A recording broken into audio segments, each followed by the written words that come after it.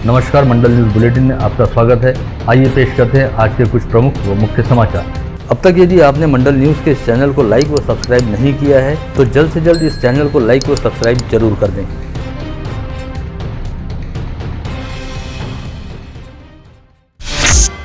कक्षा 12वीं के विद्यार्थियों की परीक्षा को लेकर राज्य शिक्षा मंडल द्वारा जानकारी अपडेट करते हुए बताया गया है कि कल से कक्षा 12वीं के विद्यार्थी ऑनलाइन पद्धति से अपने हॉल टिकट प्राप्त कर सकेंगे। कल दोपहर 1 बजे के बाद विद्यार्थियों द्वारा शिक्षा मंडल की वेबसाइट पर जाकर अपना हॉल टिकट डाउनलोड किया जा सकेगा।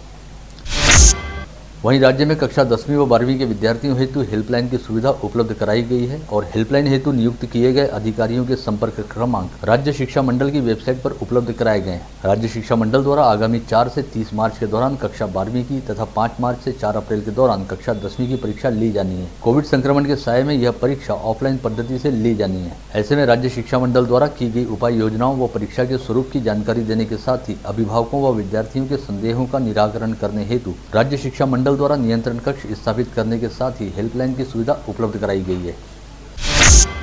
इस समय राज्य के अधिकांश हिस्सों में न्यूनतम तापमान का स्तर कुछ ऊंचा उठा हुआ है, जिसके चलते फिलहाल सर्दी का असर कुछ कम है, किंतु अगले 2 दिनों के भीतर पारा एक बार फिर लुढ़क सकता है और दोबारा कड़ाके की ठंड पड़ सकती है। इस समय विदर्भ सहित उत्तर महाराष्ट्र के कई इलाकों में ठंडी का असर कायम है। वहीं अगले 2 से 3 दिनों के दौरान उत्तर भारत सहित मध्य प्रदेश तथा छत्तीसगढ़ तक बदलीला मौसम बन सकता है और बारिश होने के साथ ही कुछ क्षेत्रों में ओलावृष्टि भी हो सकती है। इसका विदर्भ क्षेत्र पर कुछ हद तक परिणाम पड़ेगा और यह स्थिति बीत जाने के बाद एक बार फिर ठंडी का असर बढ़ेगा।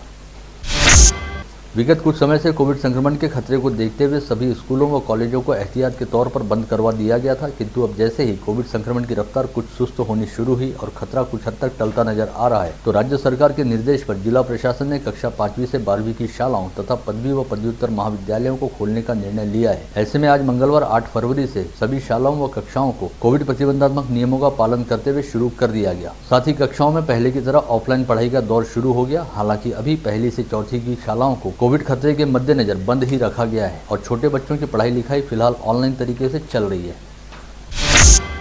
प्रधानमंत्री नरेंद्र मोदी ने आज भी सांसद राहुल गांधी व कांग्रेस पर संसद में जबरदस्त निशाना साधा। वहीं अपने भाषण में राष्ट्रवादी कांग्रेस के अध्यक्ष शरद पवार की कई बार तारीफ भी की, जिसे लेकर राजनीतिक प्रतिक्रियाएं सामने आने लगी हैं। इन्हीं प्रतिक्रियाओं के तहत अमरावती की सांसद नवनीत राणा ने इसे लेकर एक बार फिर राज्य की महाविकास आघाड़ी पर निशाना साधा है। साथ ही कहा है कि महाविकास आघाड़ी की कमजोर कड़ियां जल्द ही टूट सकती हैं, अतः इसे लेकर किसी ने भी आश्चर्यचकित नहीं होना चाहिए। पीएम मोदी द्वारा अपने भाषण में कई बार राकापा प्रमुख शरद पवार की प्रशंसा किए जाने पर शरद पवार की बेटी व सांसद सुप्रिया सुले ने आश्चर्य जताया था, जिसे लेकर सांसद नवनीत राणा ने कहा कि जिस समय राज्य के मुख्यमंत्री अपने घर में बैठे हुए थे तब वयोवृद्ध आयु में भी शरद पवार साहब पूरे राज्य में काम कर रहे थे, अतः पीएम मोदी द्वारा उनकी प्रशंसा करने में कुछ भी गलत नहीं है। गत रोज लोकसभा में प्रधानमंत्री नरेंद्र मोदी ने देश के प्रथम प्रधानमंत्री जवाहरलाल नेहरू के बयान का संदर्भ लेते हुए कांग्रेस को घेरने का प्रयास किया था और कहा था कि यदि आज देश में कांग्रेस की सत्ता रही होती तो कांग्रेस ने कोविड संक्रमण की आड़ लेकर देश को महंगाई की खाई में ढकेल दिया होता। जिसका जवाब देते हुए राज्य की महिला व बाल विकास मंत्री व जिला पालक मंत्री यशोमती ठाकुर ने कहा कि पंडित नेहरू अमर हैं और उनके विचार शाश्वत हैं। उनके द्वारा रखी गई संकल्पना ही देश की असली संकल्पना है और कोई भी व्यक्ति पंडित जवाहरलाल नेहरू के बराबर नहीं पहुँच सकता। राज्य मंत्री बच्चू कडू द्वारा जारी किए गए पत्र के पश्चात पशुसंवर्धन आयुक्त ने विगत 4 फरवरी को पशुओं के लिए जीवनावश्यक रहने वाली दवाइयों के साथ ही चिकित्सा उपकरण साहित्य की खरीदी पद्धति को बदलकर अब राज्य के प्रत्येक जिले के पशु वैद्य की उपायुक्त व जिला पशु संवर्धन अधिकारी को साहित्य खरीदी के अधिकार प्रदान किए हैं। समूचे राज्य में पशु संवर्धन विभाग के कामकाज का नुकसान पशुपालकों को भुगतना पड़ता था। ऐसे में रवि किरण पाटिल नामक पशुपालक ने पशु अस्पतालों को लेकर शिकायत दर्ज कराई थी, जिसे राज्य मंत्री बच्चू कडू ने बेहद गंभीरता से लिया था। स्थानीय विधायक सुलभा खोड़के द्वारा मनपा क्षेत्र अंतर्गत प्रभाग क्रमांक 3 नवसारी में स्थित निदा हाई स्कूल के सामने खुले मैदान के वॉल कंपाउंड व ट्रैक के निर्माण के लिए मनपा फंड से 44 लाख रुपए की निधि उपलब्ध कराई गई। इन विकास कामों का शुभारंभ विधायक सुलभा खोड़के के हाथों किया गया। महानगर पालिका अंतर्गत संजय गांधी नगर के मकान और जगह को नियमित करने के प्रस्ताव को केंद्र सरकार ने राज्य को निर्देश दिए हैं। केंद्रीय पर्यावरण मंत्री भूपेंद्र यादव ने विधायक रवि राणा के निवेदन पर उचित कार्रवाई हेतु महाराष्ट्र के वन विभाग को सूचित किया है। इस विषय को लेकर खुद विधायक रवि राणा ने केंद्रीय मंत्री भूपेंद्र यादव से चर्चा की थी। हाल ही में राज्य निर्वाचन आयोग के निर्देश पर अमरावती महानगरपालिका की प्रभाग रचना को लेकर संशोधित सूची जारी की गई। साथ ही इस प्रभाग रचना को लेकर नागरिकों से 14 फरवरी तक आपत्ति व आक्षेप मंगाए गए। ऐसे में नई प्रभाग रचना, वार्डों के विभाजन तथा प्रभागों के परिसीमन को लेकर अलग अलग प्रभागों से आपत्ति व आक्षेप मिलने शुरू हुए हैं। इसके तहत अब तक 30 से अधिक आपत्तियां मनपा प्रशासन को प्राप्त हो चुकी हैं, जिसमें से सर्वाधिक आपत्तियां प्रभागों के नामों को लेकर दर्ज कराई गई हैं। साथ ही इसके बाद प्रभाग रचना के लिए पुराने वार्डों और रिहायशी बस्तियों के विभाजन को लेकर भी बड़े पैमाने पर आपत्तियां दर्ज कराई गई। 14 फरवरी तक मनपा प्रशासन द्वारा आपत्ति व आक्षेप स्वीकार किए जाएंगे, जिसके बाद उन्हें राज्य निर्वाचन आयोग के पास भेज दिया जाएगा, जहां पर इन आपत्तियों व आक्षेपों पर सुनवाई शुरू होगी और सुनवाई का यह काम 26 फरवरी तक चलेगा। इसके बाद 2 मार्च को अंतिम प्रभाग रचना घोषित की जाएगी। आज शहर के ख्यातनाम विधिज्ञ शब्बीर हुसैन द्वारा बोहरा गली परिसर का 2 वार्डों में विभाजन किए जाने को लेकर मनपा प्रशासन के समक्ष अपनी आपत्ति दर्ज कराई गई। इस बारे में मनपा प्रशासन को सौंपे गए पत्र में शब्बीर हुसैन द्वारा कहा गया कि बोहरा गली परिसर का सराफा तथा मोरभाग ऐसे 2 प्रभागों में विभाजन किया गया है, जिससे यह रिहायशी इलाका 2 हिस्सों में बंट गया है, जबकि इस पूरे परिसर को सराफा प्रभाग में ही रखा जाना चाहिए। स्थानीय साईनगर अकोली मार्ग पर स्थित माढ़ा कॉलोनी को मनपा की नई प्रभाग रचना के तहत प्रभाग क्रमांक 21 गड़गड़ेश्वर के साथ जोड़ा गया है, जिस पर आपत्ति जताते हुए माढ़ा कॉलोनी विकास कृति समिति की अगुवाई में क्षेत्रवासियों ने आज निगमायुक्त डॉक्टर प्रवीण आष्टीकर को ज्ञापन सौंपा। साथ ही इस परिसर को प्रभाग क्रमांक 29 साईनगर सातुर्णा के साथ जोड़ने की मांग की। ही 22-23 वर्षापासून जेव्हापासून आम्ही तिथे राहायला आलो तेव्हापासून आम्ही साईनगरशी जुळलेलो होतो, परंतु यावेळेस ते प्रभाग रचनेमध्ये टेबलवर बसून यांनी नकाशा तयार केला आणि त्यामध्ये आमची माळा कॉलनी असं वाटते की जाणीवपूर्वक गडगडे आपलं साईनगरमधून काढून गडगडेश्वर प्रभागमध्ये टाकली।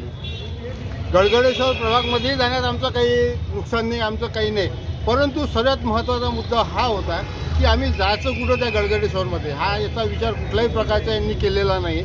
मध्ये म्हाडा कॉलनी वसाहत आहे आणि आताच्या प्रभाग रचनेमध्ये हे गडगडेश्वरमध्ये टाकण्यात आलेली आहे। तर सर्व नागरिकांना हे मान्य नाही, मला सुद्धा हे मान्य नाही, कारण गडगडेश्वरमधून कोणताही नगरसेवक म्हाडामध्ये येण्यासाठी कनेक्टिव्हिटीज नाही, तर तो संपर्क ठेवणार कसा, हा मूळ मुद्दा आहे। आणि त्या ठिकाणी विकास करताना अनेक अडचणी नगरसेवकाला येणाऱ्या निवडणुकीमध्ये जाणार आहे। त्यामुळे हा प्रभाग साईनगरमध्येच राहण्यात यावा अशी सर्वांची आमची मागणी आहे। युवा स्वाभिमान पार्टी द्वारा स्थानीय राजापेट थाने को ज्ञापन सौंपकर आगामी 19 फरवरी को शिव जयंती मनाने हेतु लिखित अनुमति मांगी गई है। ज्ञापन में कहा गया है कि आगामी 19 फरवरी को युवा स्वाभिमान पार्टी द्वारा शिव जयंती के उपलक्ष्य में राजापेट उड़ान पुल से प्रातः 9 बजे एक भव्य जुलूस का आयोजन किया जाएगा, जो शहर के विभिन्न इलाकों में स्थित शिव प्रतिमाओं पर माल्यार्पण करते हुए नगर भ्रमण करेगा। साथ ही शाम 5 से रात 9 बजे तक राजापेट उड़ान पुल पर शिव जयंती उत्सव मनाते हुए विभिन्न कार्यक्रम आयोजित किए जाएंगे। अतः पुलिस प्रशासन द्वारा इस आयोजन के लिए लिखित अनुमति प्रदान की जाए। राष्ट्रवादी कांग्रेस पार्टी अल्पसंख्यक सेल के शहराध्यक्ष वहीद खान के नेतृत्व में आज निगमायुक्त डॉक्टर आष्टीकर को सौंपे गए ज्ञापन में मांग की गई कि शहर के पश्चिमी क्षेत्र में स्थित मुस्लिम बहुल इलाके में खाली पड़ी सरकारी जमीन पर बकरी, मुर्गी व कबूतर का बाजार लगाने की अनुमति दी जाए। विगत 3 दिनों से अमरावती महानगरपालिका में लगातार अवकाश था। ऐसे में 3 दिनों से पूरा कामकाज रुका हुआ था। वहीं आज मंगलवार 8 फरवरी को मनपा में कामकाज शुरू होते ही यहां पर अपना अपना काम करवाने हेतु तथा अपनी मांगों और समस्याओं से संबंधित निवेदन देने हेतु आम नागरिकों की जबरदस्त भीड़भाड़ उमड़ी। ऐसे में मनपा में मास्क व सोशल डिस्टेंसिंग जैसे कोविड प्रतिबंधात्मक नियमों की जमकर धज्जियां उड़ती दिखाई दी। मनपा परिसर के साथ साथ आयुक्त के कक्ष के सामने और कक्ष के भीतर भी लोगों की अच्छी खासी भीड़ रही, जिसमें से अधिकांश लोग प्रभाग रचना को लेकर आपत्ति व आक्षेप दर्ज कराने हेतु पहुंचे थे। गत रोज राष्ट्रीय स्वयंसेवक संघ प्रमुख मोहन भागवत ने एक बयान जारी करते हुए कहा था कि संविधान में उल्लेखित होने की वजह से ही भारत धर्मनिरपेक्ष नहीं है, बल्कि भारत पहले से ही धर्मनिरपेक्ष रहा है। संघ प्रमुख मोहन भागवत के इस बयान का विरोध करते हुए कांग्रेस प्रवक्ता दिलीप एड़तकर ने कहा कि यह सीधे सीधे डॉक्टर बाबा साहब आम्बेडकर को नीचा दिखाने और उनके योगदान को कम करने का प्रयास है। एड़तकर के मुताबिक भारतीय संविधान के शिल्पकार डॉक्टर आम्बेडकर हैं। इस बात को संघ आज तक स्वीकार नहीं कर पाया है और समय मिलते ही संघ द्वारा डॉक्टर आम्बेडकर के महत्व को कम करने का प्रयास किया जाता है। महानगरपालिका के आगामी चुनाव को ध्यान में रखते हुए महाराष्ट्र नवनिर्माण सेना के विभागीय कार्यालय में आज पार्टी पदाधिकारियों की एक महत्वपूर्ण बैठक हुई, जिसमें चुनाव लड़ने के इच्छुकों के नामों पर चर्चा करने के साथ साथ चुनाव में बेहतरीन प्रदर्शन करने को लेकर चर्चा की गई। मनसे के प्रदेश उपाध्यक्ष राजू उम्बरकर की अध्यक्षता में आयोजित इस बैठक में पार्टी के महानगर अध्यक्ष संतोष बद्रे ने अमरावती शहर की समस्याओं के साथ साथ विगत 5 वर्षों के दौरान पार्टी द्वारा शहर में किए गए कामों को लेकर विस्तार के साथ जानकारी प्रस्तुत की। साथ ही पार्टी के पास प्राप्त आवेदनों के आधार पर पार्टी द्वारा 33 में से 27 प्रभागों के लिए 50 इच्छुक व संभावित प्रत्याशियों के नामों की घोषणा भी की गई। बदलते ऋतु चक्र की वजह से प्रतिवर्ष पक्षियों द्वारा एक स्थान से दूसरे स्थान पर स्थलांतरण किया जाता है, जिसके तहत पक्षियों की कई प्रजातियां हजारों किलोमीटर की दूरी तय करते हुए एक देश से दूसरे देश की यात्रा कर लेती हैं। इसी श्रृंखला के तहत इन दिनों शहर के पास ही स्थित शेवती के तालाब पर बार हेडेड गूज यानी पट्टकदम प्रजाति के सैकड़ों पक्षियों का समूह देखा जा रहा है। पक्षियों की यह प्रजाति मंगोलिया से स्थलांतरित होकर इस समय अमरावती पहुंची है, जो कुछ समय तक यहाँ पर रहकर दाना पानी करते हुए एक बार फिर अपने देश मंगोलिया के लिए रवाना हो जाएंगे।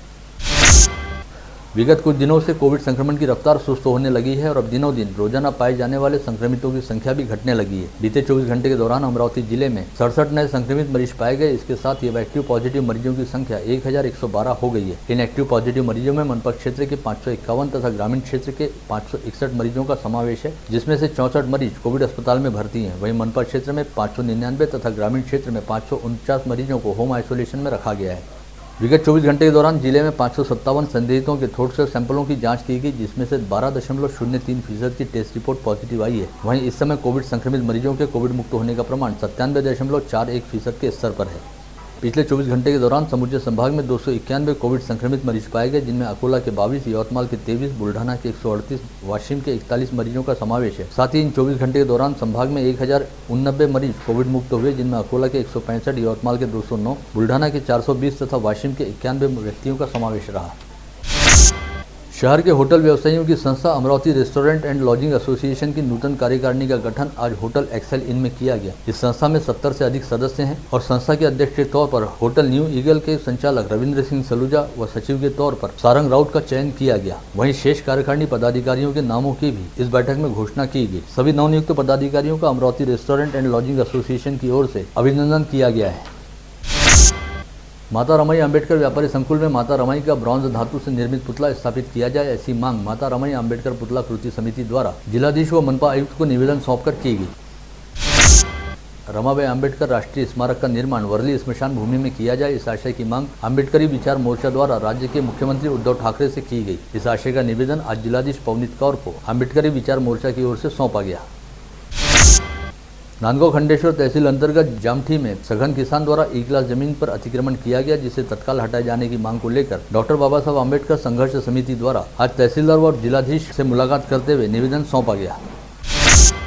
निम्भोरा परिसर में रहने वाले पीएम आवास योजना के लाभार्थियों द्वारा आज मनपा आयुक्त से मुलाकात करते हुए उन्हें प्रधानमंत्री आवास योजना के घरकुलों का ताबा दिए जाने की मांग को लेकर ज्ञापन सौंपा गया। कोविड महामारी से बचाव के लिए आज सुबह 8 बजे चांगापुर नरेश भगवान श्री हनुमान जी के दरबार में महाआरती का आयोजन किया गया। इस समय मोरबाग मित्र मंडल, अखिल भारतीय मारवाड़ी युवा मंच तथा अमरावती अंबिका के पदाधिकारी चौधरी चौक से बाइक पर सवार होकर कोविड एवं ट्रैफिक नियमों का पालन करते हुए चांगापुर मंदिर पहुंचे, जहां पर पूजा अर्चना की गई। दलित पैंथर की ओर से आज निगमायुक्त डॉक्टर आष्टीकर को ज्ञापन सौंपते हुए कहा गया कि न्यू भीम शक्ति नगर झोपड़पट्टी धारकों से तत्काल टैक्स संकलित करने के आदेश दें और ऐसा नहीं करने पर दलित पैंथर द्वारा तीव्र आंदोलन छेड़ा जाएगा। भारतीय जनता पार्टी किसान मोर्चा की ओर से जिलाधीश के जरिए आज राज्य के गृह मंत्री को ज्ञापन सौंपते हुए कहा गया कि किराना दुकानों में वाइन की बिक्री के निर्णय पर राज्य सरकार द्वारा फिर से विचार किया जाए और निर्णय को वापस लिया जाए। ऐसा नहीं होने पर किसान मोर्चा के सदस्यों द्वारा तीव्र आंदोलन किया जाएगा। संयुक्त रिपब्लिकन आघाड़ी द्वारा जिलाधीश के जरिए राज्य के गृह मंत्री को ज्ञापन सौंपकर कहा गया कि राजनीतिक दबाव में डॉक्टर अलीम पटेल व पूर्व पार्षद इमरान अशरफी को तड़ीपार किया गया है, अतः इन दोनों की तड़ीपारी को तत्काल रद्द किया जाए। शहर पुलिस द्वारा आज फ्रेजरपुरा पुलिस थाना क्षेत्र के राजूरा परिसर स्थित नए जल शुद्धिकरण केंद्र में आतंकवादी घटना का मॉक ड्रिल किया गया, जिसके तहत पुलिस के ही 2 कर्मचारी आतंकवादियों का रूप धरकर हथियारों के साथ जल शुद्धिकरण में घुस गए और उन्होंने यहां के कुछ कर्मचारियों को बंधक बना लिया। पश्चात पुलिस के ATC, QRT, BDDS व कमांडो पथक सहित पुलिस कर्मचारियों ने आनंद फानन में यहां पहुंचकर बड़ी चालाकी से जाल बिछाकर बंधक बनाए गए व्यक्तियों को सुरक्षित छुड़ाया और आतंकवादियों को गिरफ्तार किया।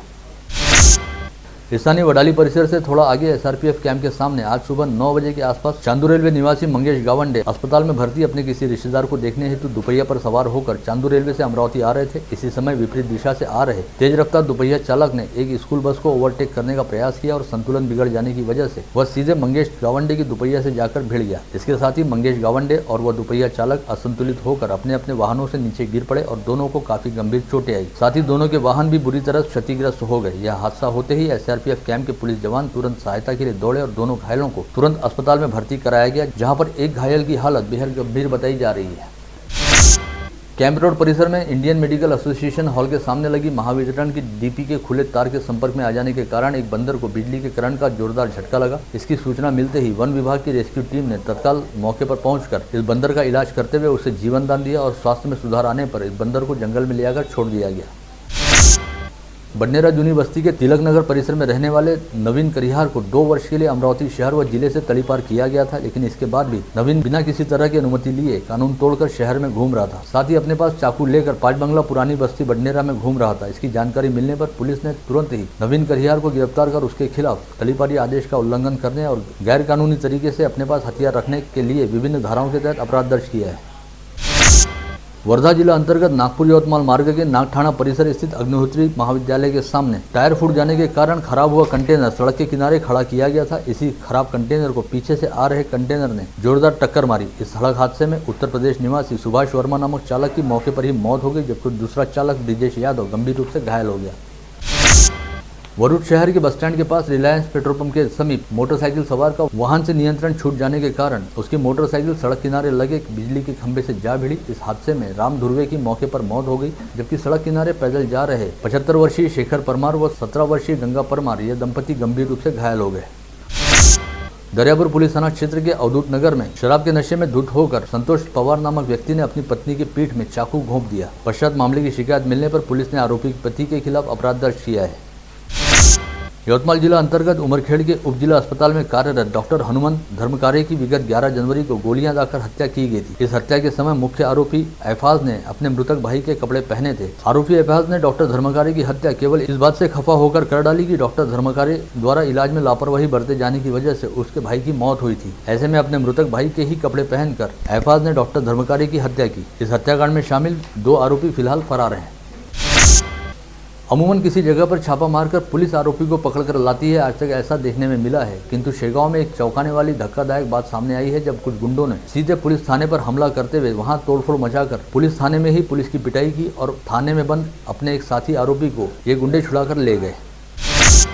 शिरखेल पुलिस थाना क्षेत्र में रिद्धपुर में रहने वाले मृतक ने आरोपी अमरलाल की पत्नी को वर्ष 2018 में अपने साथ भगा लिया था। इस पर मध्य प्रदेश निवासी अमरलाल सलामे, सोमरलाल सलामे, परेश सिरसाम व मंतू काजेगर नामक आरोपियों ने मिलकर अमरलाल की पत्नी को भगा ले जाने वाले व्यक्ति की चाकू से बेरहमी के साथ हत्या कर डाली थी। इस मुकदमे की सुनवाई प्रथम जिला व सत्र न्यायाधीश SS अडकर की अदालत में हुई। न्यायमूर्ति ने दोनों पक्षों की दलीलें सुनने के बाद चारों आरोपियों को दोषी करार देते हुए उन्हें उम्र कैद की सजा सुनाई। अभियोजन पक्ष की ओर से अतिरिक्त सरकारी अभियोक्ता मिलिंद जोशी ने दलीलें पेश की। वहीं पैरवी अधिकारी के रूप में अरुण हटवार ने कामकाज देखा।